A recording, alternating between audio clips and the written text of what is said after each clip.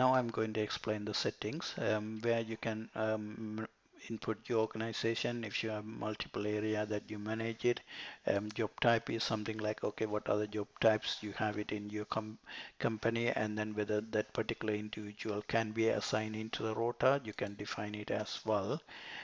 Care plan services is something like, okay, which we normally customize for you, but you can able to manage it. So example, if you recording glucose, you can add it, and then you can set the questions. Okay, what set of questions that you need to ask it when on the app coming. So what's the fasting level, what's need to be put on. So in case if you want to add some multiple questions need to be asked it, you can able to select the fields. So on the app automatically those questions will become um, which you can dynamically create, but obviously we can guide it through as well. HR documents is like, okay, so as I said on the recruitment section, what you need to be done for that. Again, here trainings, what are the training? It's you can add it. Say example, mandatory training, all those ones, it will be coming under the HR section.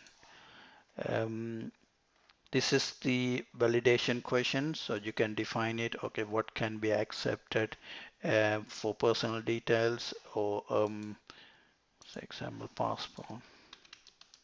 So that can be accepted as a rights to work. At the same time, personal details, ID proof. So you can define it here. Interview questions, you can set your interview questions, so automatically you can fill it on the recruitment section when the recruitment interview section. Commissioner setting is where you define the commissioner rates normally.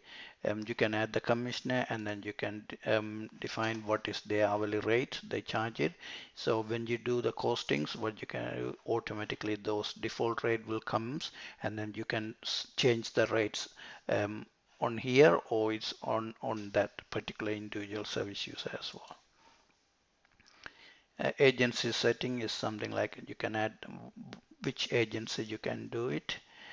Property details again is if it is supported living, you can define the bed cost, bed space. Otherwise, it will be like a one if it is domiciliary care, and then if it is 15 bed service or 20 bed service on the mental health service. User settings is where you can define who has what access level, so you can define it here. The medication recent codes, medicines, which is obviously linked with the EMA. Um, and then this is where you can have a dynamic form. On the dynamic form, what you can do is you can set the question as we do it for it, or you can set your own questions by adding a form. I'll go deeply on the payroll setting because there are quite a number of payment methods where you can define whether it is weekly or monthly. You can define bank holiday because we giving this feature as you had to add it manually because some places you don't need they don't pay all the bank holidays double or time and a half. What they normally do is they just pay for the Christmas or a New Year day. So you can input it what holiday that you need to pay time and a half or double. Pay items deduction, you can do it manually or this is normally say in case if you want to deduct for trainings in future, you can add it. So on the payroll, you can able to have a feature whether to choose and deduct some money. Location rate is based on each different location will have a different rates. This is mainly payroll, yeah. So it will be for the payroll for the staff. I mean, what are you paying into the staff? So example, for Warrington area, you pay 950, and then Manchester or different area, you might have a different rate. So you can select it here, and then what job type you pay it. So automatically those rate will be applicable for the staff. Contractual hours, where you define, say that sleep has to be considered as a contractual hours or not, which you can define it as well. The minimum wage threshold, we will automatically add it for you. So what will happen is when you make a payroll, so you will be able to test whether this pay is coming under less than minimum wages, or is it you need to top it up with the minimum wages. Some cases that you can able to pay the sleeps at least the minimum wages. So that's why we have that feature.